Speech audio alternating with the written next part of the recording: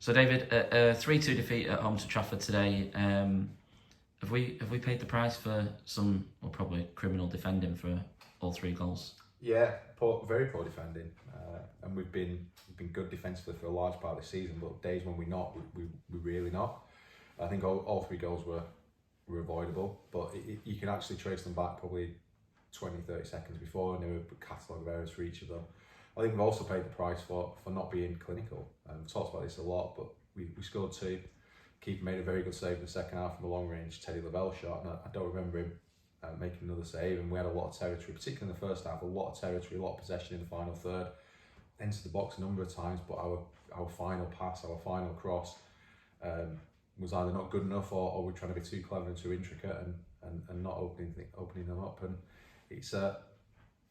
the problem is it's not the first time, and it's difficult to pinpoint exactly how we got that so wrong and how we performed so differently second half to first half. But we shouldn't be going in 2-1 up and losing the game. So it's that simple. I was just going to say, it felt like in the first half we probably should have been out of sight in the first half. Looked really good, quick, moved the ball, but it's been a hallmark. I think we've talked about it several times this season. We just don't take enough of our chances and we don't finish them teams off. And it's today, I don't think we created the chances. It was the pass before the chance that was wrong. So there were a number of examples, but one where it got to the byline and absolutely smashed the ball across rather than picking somebody. There were a number of times we got to good crossing areas and the cross was poor. Remember one with Mason broke into the box and tried to back heel to G, just a bit too cute. And it's that the pass before the chance wasn't good enough today, and that's why the keeper's not worked. Sam Booth could have stayed at home largely. We didn't ask a lot of him. I remember even one very good save, and other than that, I thought we huffed and puffed, and we had territory, and we had possession, but we didn't do anything with it. We've got to punish teams when we're on top. You've got to take chances at that time, because in this league you will have times. I say this all the time. You probably have 10 minutes in every half of football where you're going to have to suffer and defend. And when we had to today, we didn't defend well enough. I thought we were open at times. A little bit late on when we were pushing, you kind of expect that, but even at 2-1 and 2-all, I thought we were very open at times, and just there was a lack of discipline, because it's certainly not anything we've said. At half time, the messages were very, very clear, and that wasn't executed. And then I suppose on the defensive point, you've on the subs bench today, a new centre back on the subs bench in Ben Hockenhull. Talk to us about his role and why you see that being in the next couple of weeks. We haven't really replaced Luke. So we've spoken to a number of centre halves, and we haven't been able to bring any of them in. An opportunity came up with Ben he'd left Bury. He was training with Curzon. He signed forms with both Curzon and us. He's had experience playing in the National League North. He was a pro at Tranmere. He's got really good pedigree. He's a good size. He's young. He's ambitious. He's hungry. He fits everything we like about a player.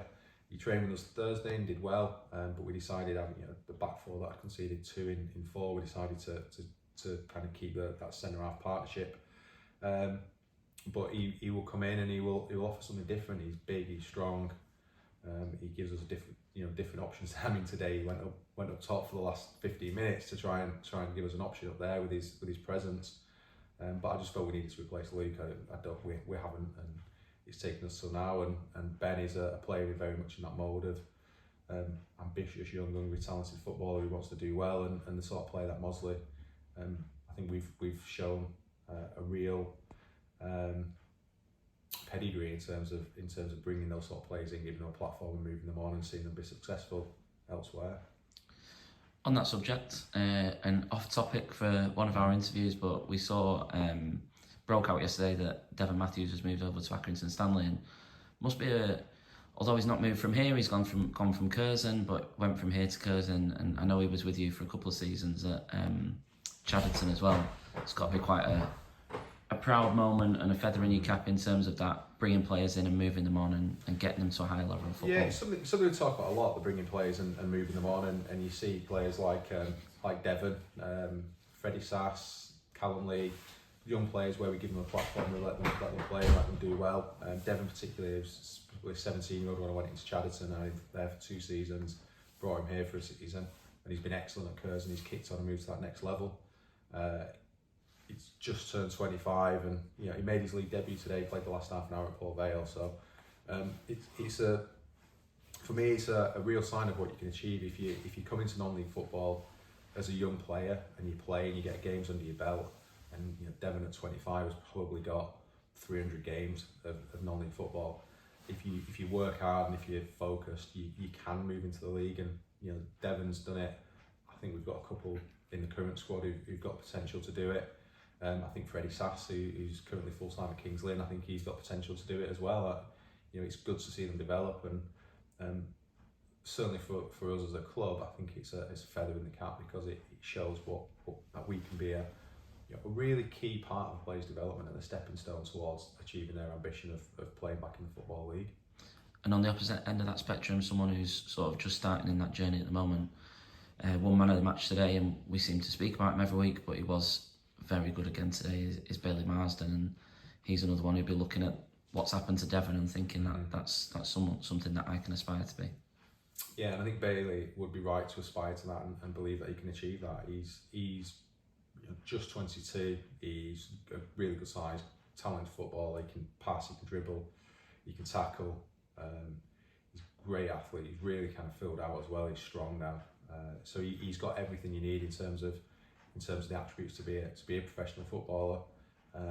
He needs the opportunity, and I think that will come sooner rather than later. I know we had scouts down again watching today, and every time I see scouts in the crowd, I'm expecting that they're watching Bailey. There's been interest in him from clubs, and that's not surprising. And I think that interest is he's starting to materialise into more concrete offers and options, and that's testament to him. He's worked so hard to come back from a really tough injury, a season out, and it took him a couple of games to go, and he didn't really, because at Whitby he hit the ground running, he was absolutely flying, but then he had that little dip which you'd expect when you've been out for a little while.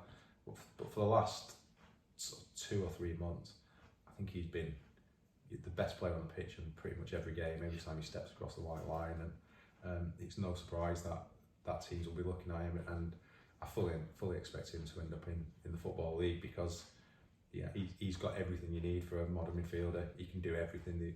He's box to box. He can play as a 10. He can sit and hold. He can orchestrate passing. So it'll be good to see him progress over the next few years. And we move on. Play Wythenshawe Town away on Saturday. Not an easy place to go, and a team who've got bags of potential and lots of good players in there. How tough is it to sort of pick the players up, but also what's in your mind in terms of will we see big changes for that game?